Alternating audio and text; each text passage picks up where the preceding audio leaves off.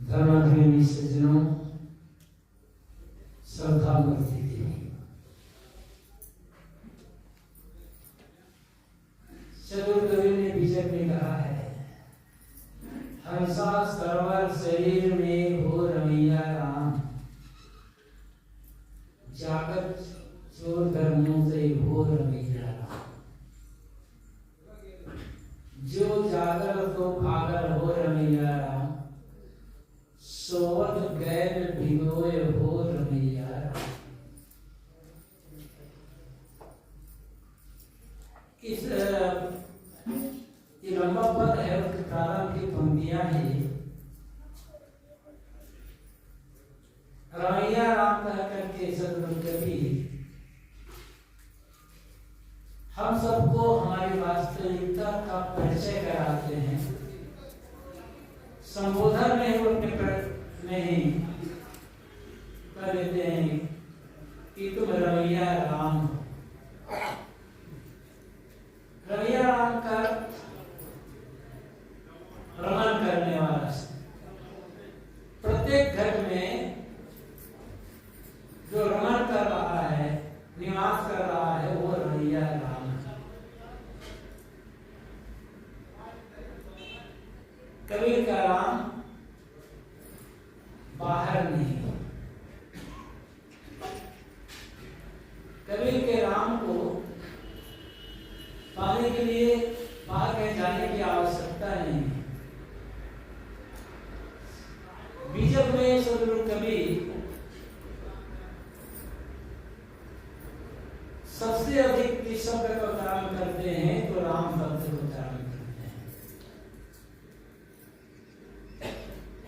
कबीर साहब का जो काल था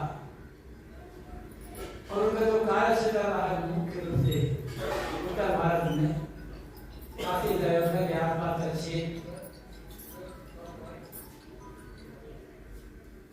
वहां वैष्णव संतों की प्रमुखता रही है और वैष्णव संतों से कबीर साहब का काफी कुछ व्यवहार रहा होगा, मेल जोल रहा होगा। साखी ग्रंथ में एक पंक्ति आती है जिसमें साखी जिम्मेदार है, मेरा संगीत दो जना, एक वैष्णव एक राम। मेरा साथी केवल दो हैं, एक वैष्णव और एक राम। और साहब ने कहा है, वैष्णव की कुटिया भरी नहीं साकर को गांव, वैष्णव की कुटिया में रहना अच्छा है, साकरों के गांव में रहना अच्छा नहीं है। ऐसे वैष्णव का अर्थ होता है विष्णु की पूजा करने वाला, जो विष्णु की पूजा करता हुआ वैष्णव, ये सीधा अर्थ होता है। लेकिन वैष्णव का अर्थ है भक्त। वैष्णव संप्रदाय है, बात अलग है। वैष्णव मतलब विष्णु और विष्णु के अवतार, इनकी पूजा करने वाला, ये वैष्णव है।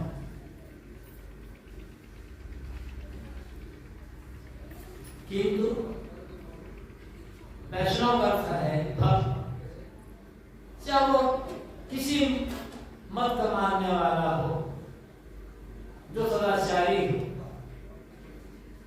जिसका खान पान संतुलित हो, जो शाकाहारी। वैष्णवों में शाकाहार का जोर है, मांसाहार का जोर नहीं है। जो उसका मांसाहारी है, जो मांसाहारी है उन्हें वैष्णव कहा भी नहीं जाता। अब तो वैष्णव अगर मांस खाता हो तो बात अलग है। वैष्णव का मतलब जिन्हें हम भक्त कहते हैं, जो कहीं भी विकसित हो। मत पर संप्रदाय अनेक हैं, सबकी मान्यता अलग होती है, सिद्धांत अलग होते हैं, कि व्यवहार का जो क्षेत्र है, यदि उसमें वो दुर्वचनों से रहित है, खान पान शाकाहार से और जो सन्मार्ग में चल रहा, सदाचार से चल रहा, वह वैष्णव है। मैं कह रहा था कि कबीर साहब के जमाने में साहब का संपर्क जो रहा है वैष्णवों से रहा है और नामपंथियों से रहा है, जिन्हें हम योगी कहते हैं। और साहब ने बीजक में योग का खंडन बहुत किया है। किसी चीज का खंडन तभी होता है जब उसके बारे में गहराई से जाना जाता है। और कबीर साहब किसी का खंडन करते हैं तो गहराई से खंडन करते हैं, और वो खंडन ऐसा नहीं है कि रटमार खंडन होता है, युक्ति से खंडन करते हैं। सीधा खंडन करने पर युक्ति पूर्वक जो खंडन किया जाता है वो खंडन ज्यादा गहरा होता है, और उस खंडन से लोगों में की बुद्धि में, सोच में, समझ में, विचार में परिवर्तन आता है। तो वैष्णवों से संपर्क आता है, इसलिए कबीर साहब ने राम शब्द का प्रयोग बहुत किया, किंतु राम अयोध्या नरेश राम, दशरथी राम की भक्ति चल रही थी। तो साहब ने कहा मेरा वो राम हो अयोध्या वाला राम नहीं, मेरा जो राम है वो दशरथ वाला राम नहीं, मेरा जो राम है वो आकाश पताल में नहीं। राम कबीर साहब ने कहा राम नाम निज जानी, राम ऐसा नाम निज का है, अब खुद का है राम, उसी को साहब यहाँ रमैया राम कहते हैं। और साहब कहीं भी पूरे बीजक में हम देखते हैं, कहीं भी साहब राम को मानने की बात नहीं करते। अब ये भी नहीं कहते कि राम नाम रटना है, तो खुल कर वो खंडन कर देते हैं। राम भी राम नाम कहने से कल्याण हो सकता है, पापों से छुटकारा हो सकता है, मोक्ष मिल सकता है। तो खान पान कहने से मुंह मीठा हो जाना चाहिए, भोजन कहने से भुक्त हो जाना चाहिए, पानी कहने से प्यास होना चाहिए, और आगा कहने से पैर गर्म होना चाहिए। ये ऐसा नहीं होता है तो राम नाम कहने से मुक्ति नहीं होती, एक रटन तो हो जाता है। तो मानने की बात साहब नहीं है। जब राम की बात आती है, अपने ऊपर बात आती है साहब जानने की। जब हम किसी चीज को जान करके मानते हैं ना, तो मानना गहरा होता है, और मानने में स्थायित्व होता है। उस मान को जो जानने मतलब है अच्छी तरह से समझ बूझ लेना, और समझ बूझ करके जब मानता है तो आदमी उसको दृढ़ता से ग्रहण करता है। यहाँ से आप कहते हैं राम नाम निज जानिए, राम ऐसा जो नाम है वो निज का ही है, पर का नहीं। और फिर कहते हैं बहुत दुख की खानी तब बची हो जब राम ही जाने। यहाँ कभी नहीं कहते हैं कि दुखों से तब बचोगे जब राम को मानोगे, राम को जब जानोगे तब दुख से बचोगे। राम को जानने का तो क्या हो जाता है? राम को जानने का तो नहीं है कि एक राम दशरथ अयोध्या में पैदा हुए थे, रावण को मारा, ये जानने का तो नहीं है। वो जो राम है वो मेरा स्वरूप है, वो आत्मा राम ही है, ऐसा जानने का तो नहीं। जानने राम को जानने का, क्योंकि साहब कुछ बचने की बात कर रहे हैं, राम को जानने की बात करें, स्वयं को जानने की बात कर रहे, जीव चेतन को जानने की बात कर रहे। तो मैं जब सर्वथा अलग हूँ, असंग हूँ, अविकारी हूँ, निर्मल हूँ, निर्विकार हूँ, अजर अखंड हूँ, ये जानना नहीं, ये तोता रटन है।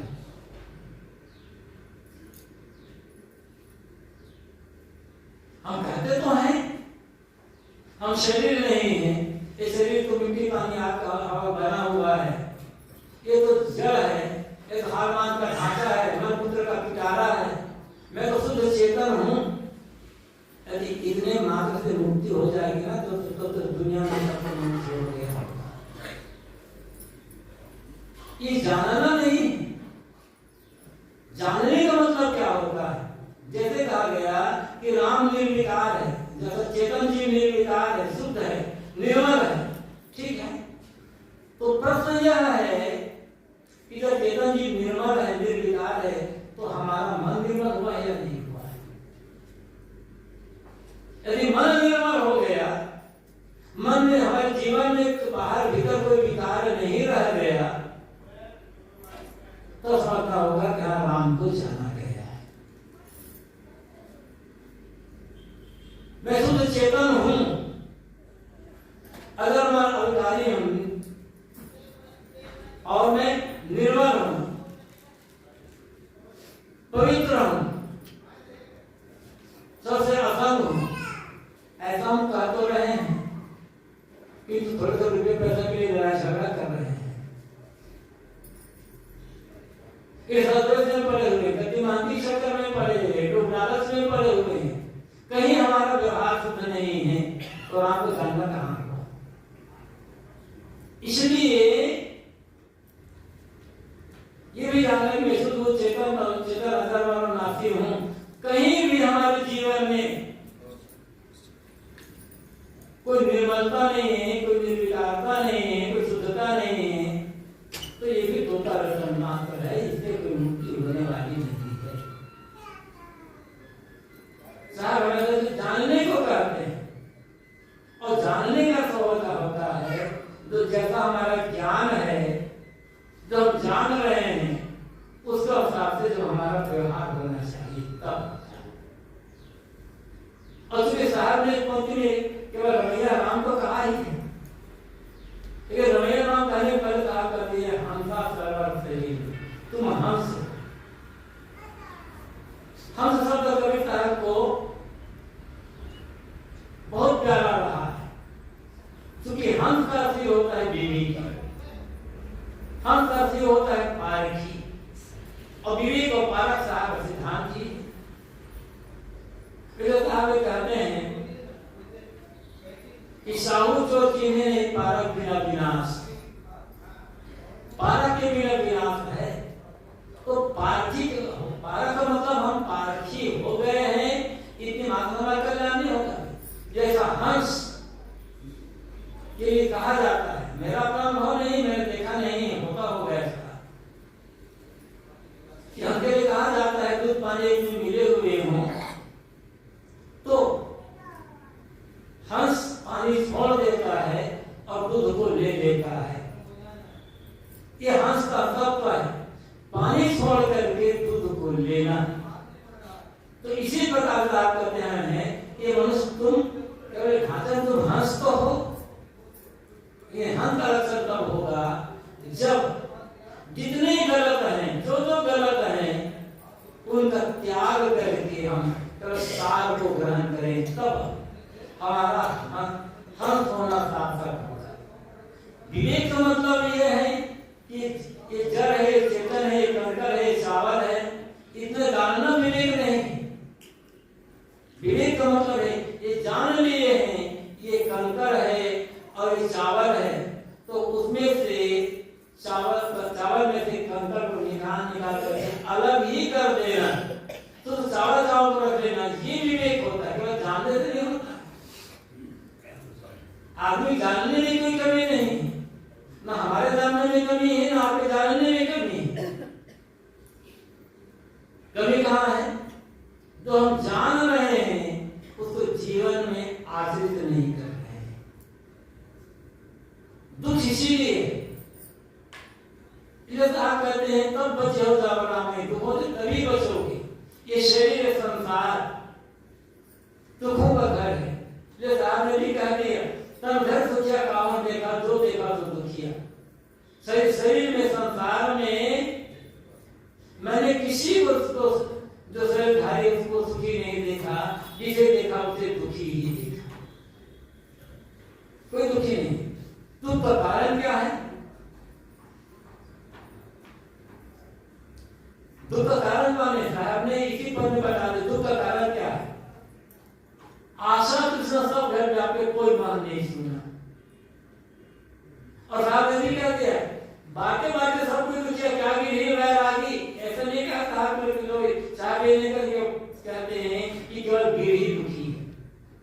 जो गृहस्थ हैं, बाल बच्चे वाले हैं, वही दुखी है। साहब ऐसा नहीं करते, क्या गिर ही वैरागी, अपने में ढंग से क्या गृहस्थ और क्या वैरागी, दोनों दुखी हैं। क्यों? आशा तृष्णा सब घट गया है, सबके घर में आशा तृष्णा व्याप्त है। जो आशा तृष्णा से त्याग कर दिया, हंस वो हो चुका है। और ये आशा तृष्णा का त्याग नहीं है। आशा मतलब जो नहीं मिला हुआ है उसको पाने की चाहना, ये आशा। और तृष्णा जो मिला हुआ है वो और अधिक बढ़ जाए, ये तृष्णा। इसे हम भरे हुए हैं, लोभ लालच छूट नहीं रहा है।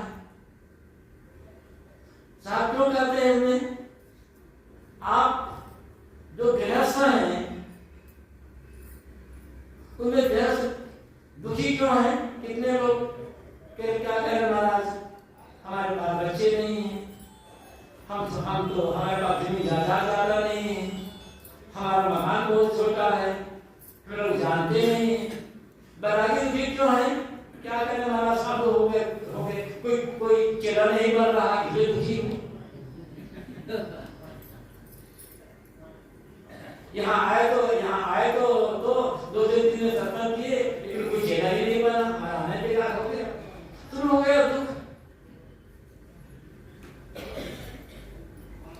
तृष्णा बढ़ गई, मन तो है यहाँ भी मत बना ले, वहां भी मत बना ले, वहां भी मत बना ले, इतना प्रचार कर ले, बस तो शुरू हो गया, करने का रास्ता तो हो गया। तो फिर हम तो कहाँ रह गए?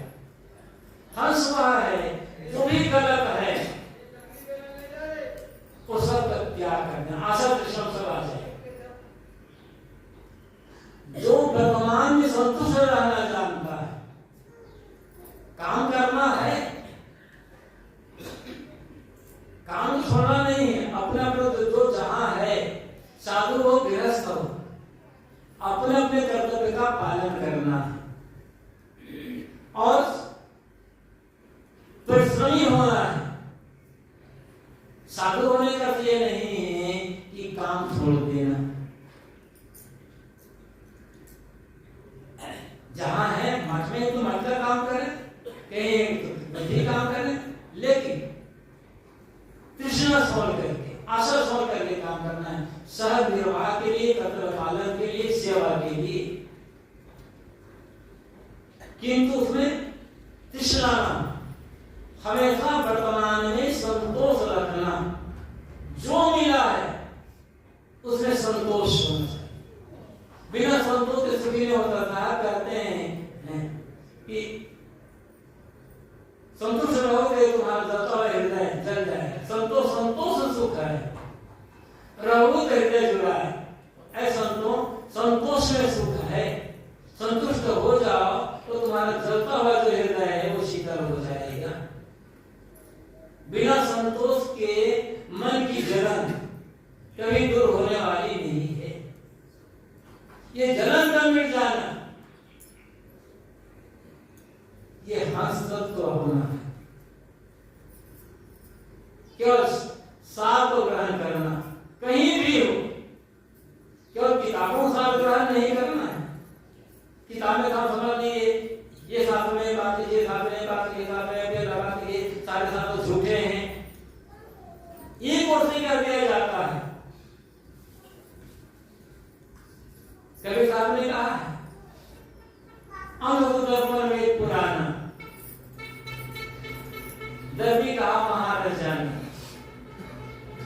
तो हमारे संत देते हैं ये वेद पुराण अंधा दर्पण है, पढ़े भी हो नहीं पढ़े, साहब तो कहना किस प्रकार है, जैसे अंधा व्यक्ति के लिए दर्पण बेकार है, वैसे ही अविवेकी ज्ञानी आदमी के लिए शास्त्र बेकार है। क्या होगा? हम बीजा भी पढ़ करते हैं, पार तो कर रहे हैं बीजक। बीजक का कहना जीवन मुद्रा कितना है। यदि बीजक का पार करने से मुक्ति हो जाएगी ना, तो रामा पर मुक्ति जरूर हो जाएगी। बात दोनों एक ही है।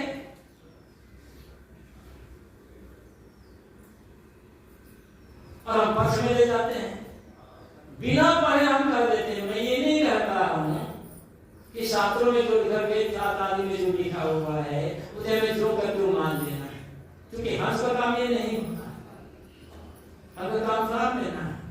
लेकिन बीजक के अलावा दूसरे शास्त्रों में कोई सार नहीं है, एक ओर से खंडन कर देना, ये पारखी होना नहीं है। पारखी होने का अहंकार करना है, और अहंकार जहां आ जाएगा वहां पतन हो जाएगा। क्योंकि हंस क्या है, साहब ने क्या कहा इसलिए, सार सार को गहरे थोथा दी हुआ, कहीं भी सार हो, सार सार सत्य कहीं का भी हो, वो हमारा है। सार सत्य कहीं का भी हो, वो कबीर का है। कबीर का अर्थ ही होता है सार सत्य को ग्रहण करने वाला। जो सार सत्य को नहीं ग्रहण कर पाता वो कबीर को नहीं समझ सकता है। और सार हर जगह हर जगह हर जगह है, हर जगह सार है। तो कहीं का भी सार हो, कहीं की भी अच्छाई हो, कहीं का भी सत्य हो, वो हमारा अपना है। और हमारे मन में ही यदि कोई गड़बड़ी है, वो गड़बड़ी हमारी नहीं हो सकती है। विचार की आवश्यकता है। हंस का लक्षण क्या है, समय देख के, समय के अनुसार से क्या उचित है क्या अनुचित है, ये परख करके अनुचित का त्याग करके सार को ग्रहण करना। इस साहब ने कहा, दादा देखो बिना हारा, जब देखो जब देखो तब कर विचार। सारा सुख बिना हारा है, बिरसने वाला है। ये जैसा देखो वैसा विचार करो कि अभी वर्तमान में उचित क्या है हमारे लिए, हमारे लिए कल्याणकर क्या है। जो कल्याणकर है उसको ग्रहण करना। हमारे को नहीं अधिकार है गलत बात, तो वो हमारा नहीं हो सकता है। इसलिए कहा गया है, जामुन निर्णय रखे विशेष, जिस मुंह से निर्णय रखने आता है, ते गुरु समान और न कोई थी, उस गुरु समान और दूसरा कोई नहीं है। ये भी कहा गया है कि गुरु की बातों को भी आप उनकर मत मानिए, विचार करके मानिए। गुरु आदरणीय है, गुरु पूज्य है। हम गुरु शरण में ही तो आए हैं, किंतु कभी प्राप्त करते नहीं। गुरु पूजनीय है, लेकिन कभी कोई गुरु गलत बात कर दे तो मान भी तो नहीं हो सकता। मैं कह रहा था, हंसा सामर शरीर में हो रही है, साहब हमें मनुष्य को हंस करते हैं, और हंस का लक्षण है निर्विक करना। इतने नहीं कहा, हम के लिए कहा जाता है कि हंस मोती चुगता है, ऐसे ही ज्ञान का जो मोती चुगता है, सद्गुणों का जो मोती चुगता है, और जो संभव होता है धीरे धीरे उतारने का प्रयास करता है। कोई भी आदमी एकाएक परिपक्व नहीं हो जाता है। अनादिकाल के जो संस्कार है जब जमा हुआ है, अनादिकाल का संस्कार एक बार भी नहीं होते। या तो फिर इतनी प्रतिभा हमारे पास में, इतनी साधना हमारी कि हम एकदम तत्काल होकर पूरा का पूरा लगन से जुड़ जाए, तब हो सकता है। और तब फिर लोभ लालच राग द्वेष ये सब को मिट जाना होगा, तब हमारा कल्याण होगा। अजय राग द्वेष नहीं मिटे, लोभ लालच दूर नहीं हुए, मोह दूर नहीं हुआ, तो मैं शुद्ध चेतन हूं, ये हमारा कहना काम नहीं आएगा। हम हंस है, ये हमारा कहना काम नहीं आएगा। राग द्वेष का निर्वाह करना होगा। और राग द्वेष में जितने मनोविकार है, जितने भी मनोविकार हैं, वो राग और द्वेष सब का सब आ जाता है। ये आपने कहा है जैसी कहे करे तो जैसी राग द्वेष निर्वाह, जैसा कहा जा रहा है वैसा करना चाहिए। इसकी पहचान क्या है? राग और द्वेष का निर्वाह। और राग द्वेष मैंने कहा कि राग द्वेष में जितने भी विकार है, जितने राग यदि है तो राग में मोह, लोभ, लालच, आशा, तृष्णा, काम वासना, इस सब राग में आ जाएंगे। और द्वेष में क्रोध, हिंसा, हत्या, भय, विरोध, मार पीट, ये जितने भी विकल्प है ये सब द्वेष में आ जाते हैं। तो हंस का अर्थ होता है, जागने का अर्थ होता है राग और द्वेष का निर्वाह करना। और यही काम हम नहीं कर पाते। राग द्वेष मिलकर तो मानो भवसागर सुखा। ये कहा जाता है कि मानव जीवन भवसागर पार करने के लिए मिला। वो भवसागर कहाँ? वो भवसागर कहीं बाहर नहीं, वो भवसागर है राग द्वेष का निर्वाह करना। वो भवसागर है अंतममता का त्याग करना। हम ये कर सकते हैं, हमारे मन के जो विकार हैं, वो विकार चाहे काम का विकार हो, क्रोध का विकार हो, लोभ आदि का विकार हो, मन के जो विकार है, ये विकार ही भवसागर है। इसका जो उन्होंने त्याग किया वो भवसागर से पार हो गए। कवि साहब ने कहा बीजक में कर विचार विकार तय वितरण कारण सोर, कहीं कबीर भगवान भजन द्वितीय और मत हो। जिन्होंने विचार करके विकारों का परित्याग किया वही तरण है, वो मुक्त हो गए। और वही तारण हो जाए, दूसरों को तारने वाला हो जाता है। दो बातें, विचार में क्या कहते हैं, श्रद्धा और समझ, दोनों का मेल हो जाता है विचार। यदि हमने श्रद्धा का त्याग किया, मान लो किसी व्यक्ति पर, हमारे गुरु पर हमारी बहुत श्रद्धा है, समझ नहीं हमारे पास, श्रद्धा तो है कि समझ की कमी, तो गुरु ने कह दिया बेटा तुम्हें ये काम करना, ये काम नहीं करना है। हमने श्रद्धा बस मान लिया, तुम्हें गुरु जी कह रहे हैं, अपनी समझ नहीं, अब हमारा विचार नहीं, हम विचार नहीं कर रहे हैं, सिर्फ गुरु के कहने से मान रहे हैं। तो क्या होगा? जब प्रलोभन आएगा ना या बाधा आ जाएगी तो हम उस बात का त्याग कर देंगे। ईसाई तो नहीं हो पाए। और समझ तो है किंतु श्रद्धा नहीं, तो भी आगे मिलेंगे। तो करना क्या होगा? विवेक, विचार। विचार में या विवेक में श्रद्धा और समझ दोनों का मेल हो जाता है। और फिर क्या करते हैं? कर विचार, विकार करें। विचार करके विकारों पर त्याग करो, क्योंकि करो विचार तो सब दुख जाएगा। कहते हैं यदि विचार करोगे तो सारे दुखों का नाश हो जाएगा। और हम विचार नहीं करते। जब समझें, चाहे हम ऊपर बैठे हो चाहे जो नीचे बैठे हो। कल रात से बात आई, फिर मैं उसको दोहरा देता हूं। जब समझे विचार करें, इतने दिन से हम सत्संग में लगे हुए हैं, साधु मार्ग में, गुरु शरण में आए हैं, कितने मेरे दोष घटे हैं, मन की मलिनता कितनी दूर हुई है, काम का कीचड़ कितना मिटा, क्रोध कितना दूर हुआ, लोभ कितना दूर हुआ, मोह कितना दूर हुआ। विचार कर पाते हैं? क्यों मेरा मन शांत नहीं हो रहा है? आखिर मन की चंचलता दूर क्यों नहीं हो पा रही है? विचार नहीं कर पाते, इसलिए हमारे विकार दूर नहीं होते।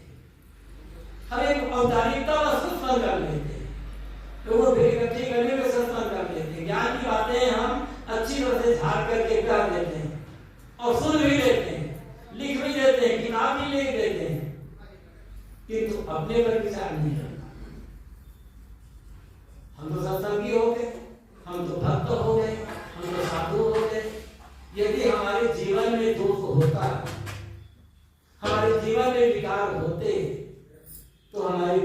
साधु का वेश क्यों देते? आखिर हमारे गुरु ने हमको योग्य समझा, हमें विकास मुक्त समझा, तभी तो हमें साधु वेश दिया। अब हम हमारा खत्म हो गए। मैं वही बता रहा हूँ, हमारे सुख क्यों दूर नहीं हो पाते? इतना भक्ति करने के बाद, इतना सत्संग साधना करने के बाद हमारा दुख दूर क्यों नहीं होगा? क्योंकि हम विचार नहीं, हमारी दृष्टि बाहर रहती है, अपने वो नहीं रहता। और विचार तो करेंगे ना, तो न लोभ होगा, न लालच होगा, न मोह होगा, न राग द्वेष होंगे, और न ही बाहर भीतर की चंचलता होगी, स्थिरता। विचार जब हम करेंगे तो जो दोष है उनके प्रति ग्लानि होता है। विचार करते क्या होता है? विचार कर होता है किसी बात पर, आज बात में कहें तो पोस्टमार्टम करना। जब किसी का एक्सीडेंट होता है, कोई आत्महत्या कर लेता है, मौत हो गया, आग जल गया, कुछ भी होता है तो पोस्टमार्टम किया जाता है। आखिर इसकी मृत्यु का मुख्य कारण क्या है? ऐसा तो नहीं किसी ने मार करके पानी में फेंक दिया, किसी ने मार करके इसको हॉस्पिटल पर डाल दिया हो, तो पोस्टमार्टम की बात आती है। ऐसे विचार करता है पोस्टमार्टम करना, हर वस्तु, हर चीज के अंतिम गहराई तक जाना। मान लो एक उदाहरण दे, हमारे सामने एक सुंदरी युवती है, उस युवती को हम देखते हैं, हमारे मन में मोह आता है, एक बातमा जगती है, मन चंचल होता है। अब हमें करना क्या है? अब हम विचार करें, है क्या वो युवती? चाव है, मांस है, हड्डी है, मलमूत्र है, रक्त है, पीप है, धूप है, यही तो एक है उसमें। इसमें से यदि हम जिस युवती की चेहरे सुंदरता को देख करके, शाम के गोरे पने को देख करके मेरा मन मोहित हो रहा है, क्या वो चांद थोड़ा सा छील करके बाहर आ जाए तो क्या मुझे ऐसे प्रेम होगा? इस चांद के भीतर चांद थोड़ा छील जाए चेहरे का और मांस निकल आए तो क्या मुझे उतना मोह होगा, मेरे मन में उतना उसके लिए आकर्षण होगा? थोड़ा विचार करें। जब विचार से करते चले जाएंगे तो युवती खुद ही चली जाएगी। एक स्त्री खड़ी है, बस वो स्त्री क्या है? हार मान का ढांचा है, मलमूत्र की जा रहा है, और विचार करें तब मिट्टी, पानी, आग, हवा का समूह है, उसमें चेतन दिमाग करना है। और विचार करेंगे तब परमाणु के ढेर है। अब परमाणु तो दिखाई नहीं पड़ता, तो किसमें हम होंगे, किसमें आप करते हैं? ऐसे हर चीज पर जब पोस्टमार्टम करते हैं तो हमारा विकार दूर होगा। अरे विकार दूर होना ये हमारा हंस बनना होगा। ये विकार जब हम दूर हो जाएंगे तब हम लोग कहते हैं ना मैं शुद्ध चेतन हूं, तो वो हमारा कहना सार्थक हो जाए। अभी हमारा कहना सार्थक नहीं हो पा रहा क्योंकि विकार है। ये सदगुरु कवि कहते हैं कर विचार कर विकार पर है। जिन्होंने विचार करके सारे विकारों का त्याग कर दिया और जीवन में कोई विकार नहीं रह गया, तरन वो भवसागर से पार, वो मुक्त हो गया। बंधनों के बाहर नहीं, बंधन हमारे मन के विकार हम बनाते हैं। संस्कार है हमारे पास, क्योंकि संस्कार को उभारना है या संस्कार को दबाना है, संस्कार को परिमार्जित करना है, ये हमारी सोच, हमारे समाज, हमारे संगति पर निर्भर करता है। तो हम सबको विचार करना है और विचार करके धीरे धीरे इकट्ठे हमारे पास इतनी शक्ति नहीं है कि इकट्ठे हम अपने सारे काम को लोभ मोह राग द्वेष या मत मत्सर अहंकार इनको हम इकट्ठा दूर नहीं कर सकते। तो एक दोस्त ले लें, मेरा मतलब लोभ है, उसी का संकल्प करें रोज सुबह उठते ही ये करना है, और जो मुझे आज मिल जाएगा वो मेरे लिए पर्याप्त होगा।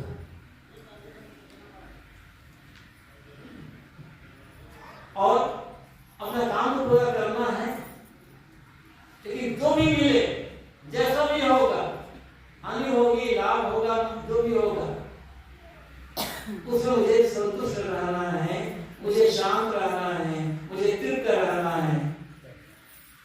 ये भावना है। वो भी सोचना है, हमारे में भीतर क्रोध है तो हमें त्यागना, हमें क्या करना है?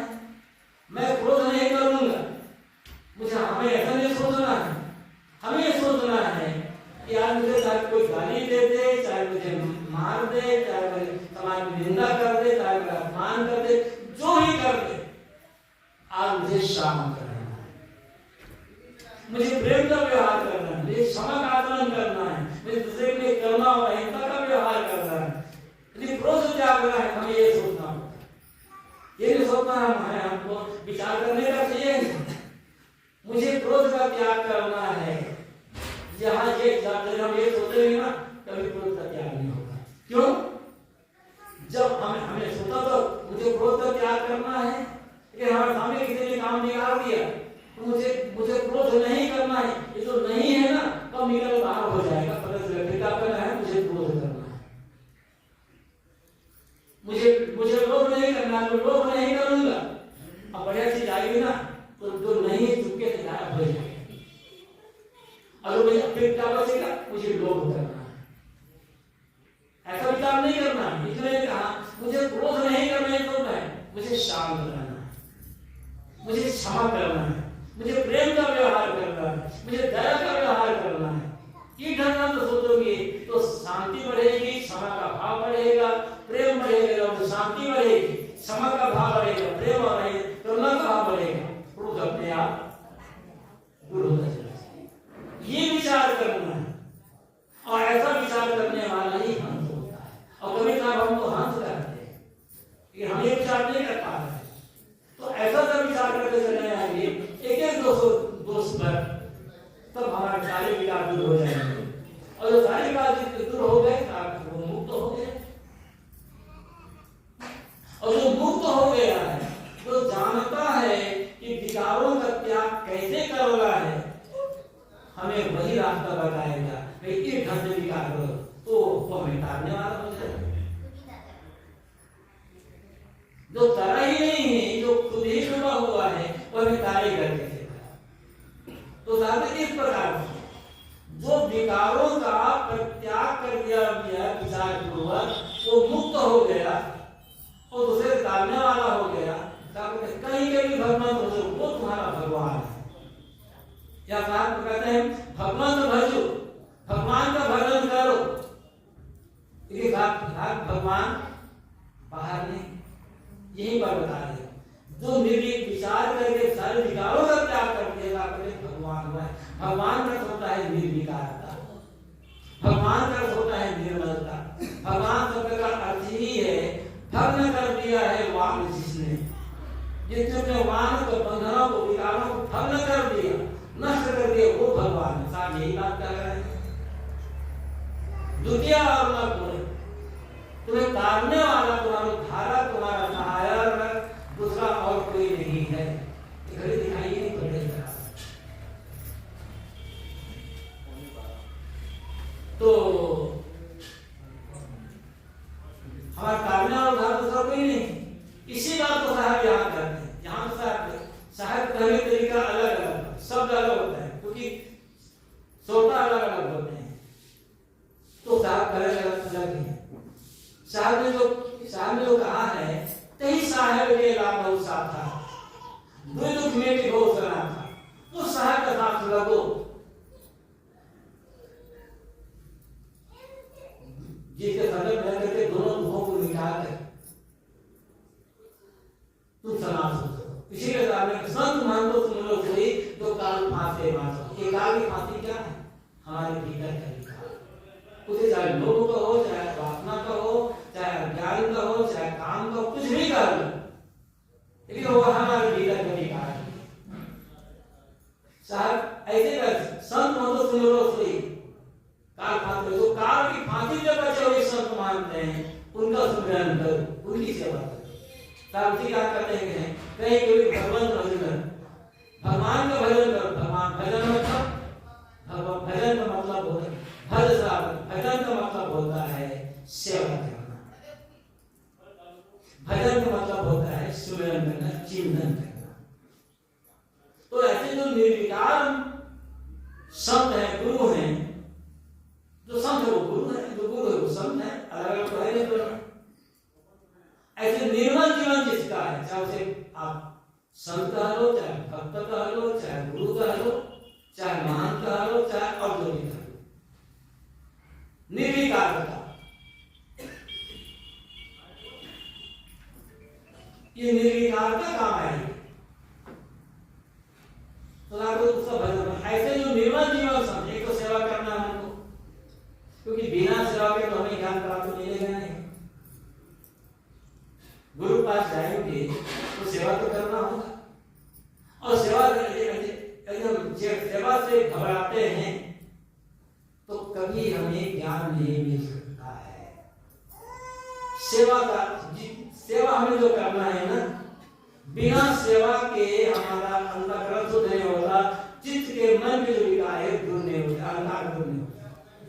सेवा का मतलब है अहंकार रहित काम, सेवा का मतलब है अहंकार रहित व्यवहार।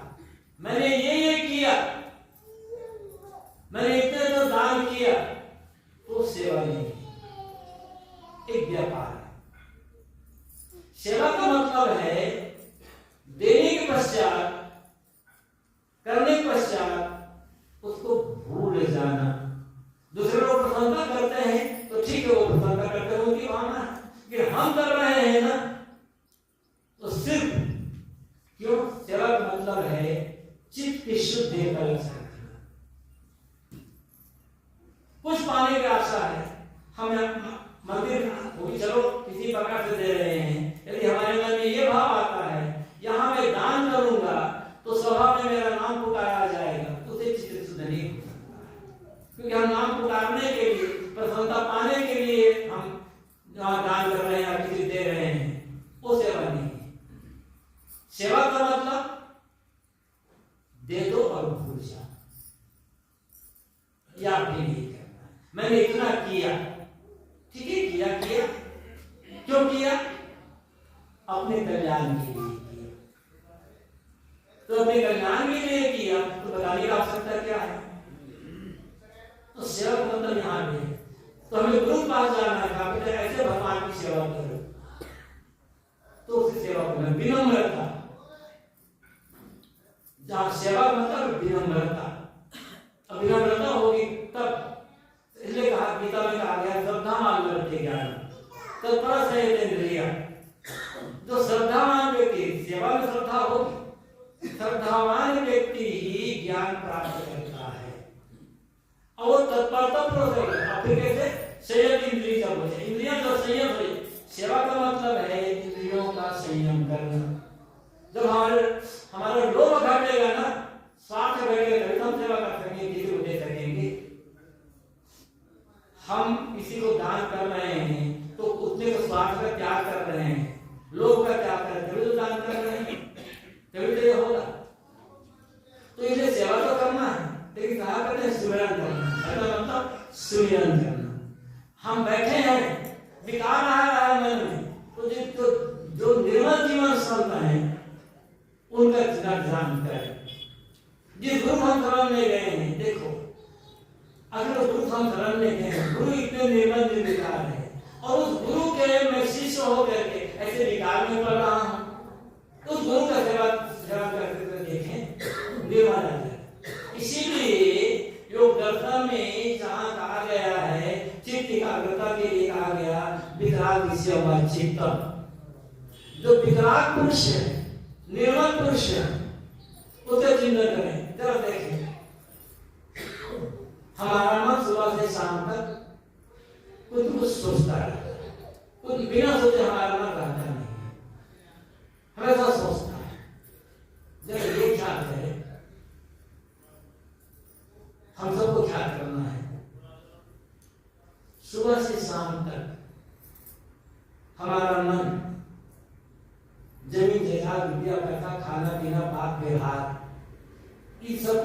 को कितना सोचता है, और ज्ञान विवेक विचार की बात को कितना सोचता है।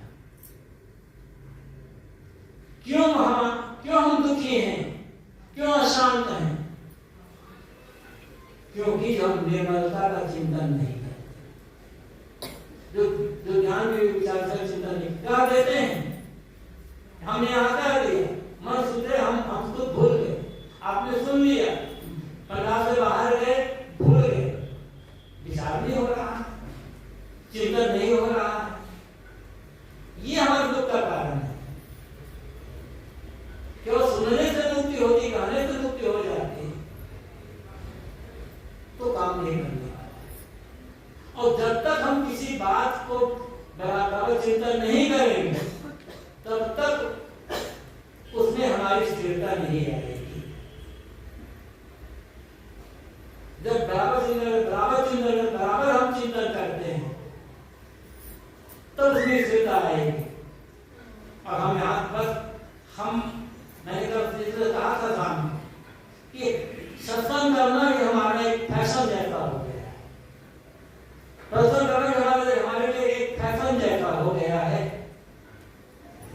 यहाँ से वहां से सुन लिए, याद कर लिए, बोल दिए और हमने मान लिया हम बहुत बड़े ज्ञानी हैं। आपने कहा कि साहब बहुत अच्छा प्रवचन करते हैं, पर भूल एक फैशन से कल्याण नहीं होने वाला है। कल्याण तो जब हम उतारेंगे जीवन में तब होगा। कि कहीं भगवान द्वितीया और न कोई ऐसे भगवान का चिंतन करो। भगवान मतलब चिंतन करने का मतलब है ज्ञान का चिंतन करना। गुरु का चिंतन करने का मतलब है वैराग का चिंतन करना। गुरु चिंतन करने का अर्थ है त्याग का चिंतन करना। जब ऐसा होगा तभी हम बच पाएंगे दुखों से, अन्यथा तो सब बच नहीं पाते। सारे आप कहते हैं हम तो सरल शरीर में हो नहीं आया। इस शरीर में आए तो तुम हंस हो, शरीर नहीं हो। तुम्हारा अंतर तो तब होगा जब अपने आप को इस शरीर में रहते हुए शरीर से अलग समझ लेना होगा। इसी शरीर में रहना है और रहते हुए शरीर का मोह त्याग करना। इसे संसार में रहना है, संसार में रहते हुए संसार के मोह का त्याग है। संसार का त्याग कर शरीर का त्याग हो नहीं सकता। त्याग हो सकता है शरीर की आसक्ति का, त्याग हो सकता है शरीर का अभिमान का, आसक्ति का त्याग। और कैसे होगा? इसी शरीर में रहते रहते धीरे धीरे इस शरीर को भूख लगने पर भोजन देना पड़ेगा, प्यास लगने पर पानी पीना पड़ेगा, रोग लगने पर दवा करना पड़ेगा, थकान हो गई तो आराम करना पड़ेगा, इसे ठंडी गर्मी से कीड़े मकोड़े से बचाना होगा, शरीर में गंदगी से धोना होगा, सब कुछ करना होगा। लेकिन सब कुछ करते हुए इसके मोह का त्याग करना होगा। वो धीरे धीरे होगा। इसीलिए उदाहरण दिया जाता है नारियल का। नारियल में पहले फूल आते हैं, फिर छोटे छोटे फल होते हैं, फल बढ़ता चला जाता है। जब फल बड़ा होता जाता है तो धीरे धीरे फल में पानी भरता चला जाता है। एक समय ऐसा आता है जब पूरा का पूरा पानी भरा, उस आगे पानी नहीं भरा, तब क्या होता है? अंदर जो एक नारियल के परत में एक कठोर परत बनी होती है, जिसे हम छिलका कहते हैं परत, उसमें पानी के मलाई जुड़ना शुरू होता है। धीरे धीरे मलाई जुड़ना शुरू होता है। जमते जमते ऐसे बता आते हैं जितनी मलाई जमती तो जमती, फिर अभी पानी है, नारियल को तोड़ दिया, मलाई तो जमी हुई पानी है। अब उसमें गरी तो बन गई, मलाई पर जम करके गरी तो बन गई, लेकिन नारियल कच्चा, उसमें पानी भरा है, गरी गीली। उसको हम तोड़ते जा रहे हैं तो वो अंदर की जो गरी है वो साबुत निकलती नहीं है, वो टूट कर निकलती, छिलके से चिपकी हुई निकलती है। उसको निकालने के लिए हमें मेहनत करना पड़ता है। लेकिन वही नारियल यदि पेड़ में लगा हुआ है तो धीरे सूखता है। ऐसे समय आता है जब पूरा का पूरा पानी सूख जाता है। अब पानी सूख गया तो उसे हमें कुछ करना नहीं पड़ता, यहाँ से हीटर लगा दें या कुछ करते हैं, सारा पानी को निकाल दो, उसी में धीरे सूखता गया। जब पूरा पानी सूख गया तो दरी में जो पानी गिरापन है वहां पानी सूखता है। अगर सूखे से सूख गया तब वो दरी अपने आप अलग हो जाती है और हो जाती है, आवाज आती है। तो क्या होता है, सब निकल आता है। ऐसे भैया इसी संसार में रहना है, इसी शरीर में रहना है, इसी परिवार में रहना है, सुखाना है पानी। वो पानी क्या है? लोभ पानी है, लालच पानी है, आसक्ति है, बात है, जो मुंह है बात में वो पानी है। इसको जब सुखाएंगे ना तो जैसे नागर कटक आवाज करती है ऐसे शरीर में रहते रहते हमारा मोक्ष हो सकता है। रास्ता यही कल्याण करना। घर तो छोड़ दिए लेकिन घर का मन ही छूटा। घर में रहते थे, घर में मोह करते थे, साधु हो गए, मठ में मोह करते हैं। घर में रहते थे, बेटे से मोह करते थे, साधु हो गए, जेठा से मोह करते हैं। बात तो वही होती। तो घर नहीं मांगता, मांगता है घर का मन। और मोह कहीं भी हो, कहीं का भी मोह हो, वो क्या करते हैं, इसलिए साहब ने मोह का त्याग कर। कई कबीर उठे जाए मोह समाए, और सागर से मन उभरेगा जिसके मन में मोह नहीं। मोह का त्याग मतलब ये नहीं होता परिवार का त्याग। मोह का त्याग मतलब सबसे प्रेम। मोह किसी एक के लिए हो जाता है, 2010 के लिए होता है, सबके लिए होता है, वो प्रेम हो जाता है, समता का भाव आ जाता है, बैर का भाव खत्म हो जाता है। इसलिए बात को मिलाकर इतनी ही है, चाह कर तुम हंस हो और जागने भूमिका में जागने का अर्थ क्या? जागने का अर्थ होता है विकारों का त्याग, जागने का अर्थ होता है मोह का त्याग, आसक्ति का त्याग, कामना आसक्ति तृष्णा का त्याग। और ये मोह है तो शोक है। जाने कभी जीव जब जागा जब सब विषय विलास ले आता है। ये मानव की पंक्ति को तुलसीदास जी कहते हैं, ये जीव तभी जागा, समझना कि जीव तभी जागा है जब सारे विषय विलास का अंदर से त्याग हो जाए। घर को छोड़ के अब शरीर का कार्य, सबसे बड़ा संसार हमारे लिए शरीर है, सबका पिता संसार। इसको हम त्याग नहीं कर, बात नहीं कर रहा था। हंस का काम है विवेक करना, हंस का काम है विचार करना, केवल बाहर नहीं भीतर। हर जगह से जो असार है, असत्य है, जो दुखदायी है, उनका त्याग करके जो साफ सत्य है, जो कल्याणदायी है, उसका ग्रहण करना, ये हंस होगा।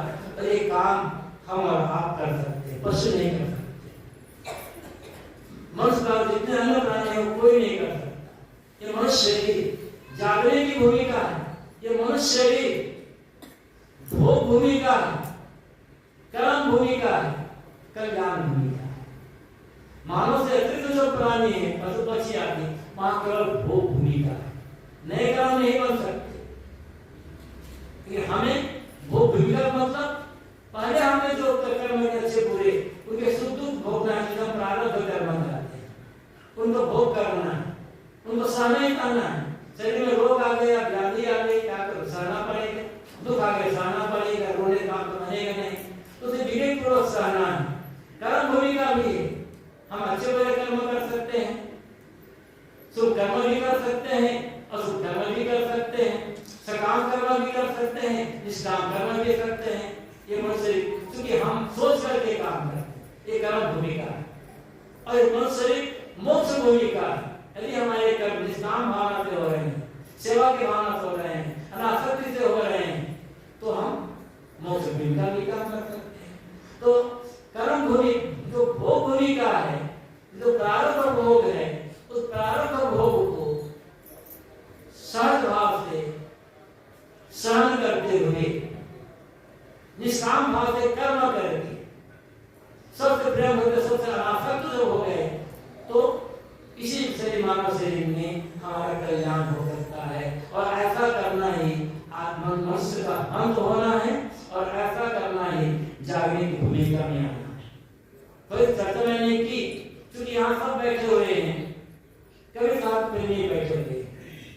हमें बीजक को करना तो है, वो हमारे लिए सार ग्रंथ वही है, लेकिन बीजक करने का क्या होता है? जब मोह छूटे, आसक्ति छूटे, वासना छूटे, आइए छूट गया तो सत्संग करना और सेवा भक्ति करना सब सार्थक हो जाएगा और इसी जीवन हमारे कल्याण हो सकता है। हमें इस बात पर विचार करना है और विचार पे जो जो गलत लगे वो सब का त्याग करके झेले जाएंगे तो दुख होने का कोई सवाल नहीं उठता। आप सब ने मेरी बातों को ध्यान से सुना, आप सब बहुत बहुत आभार। अपनी वाणी में ही कर दिया।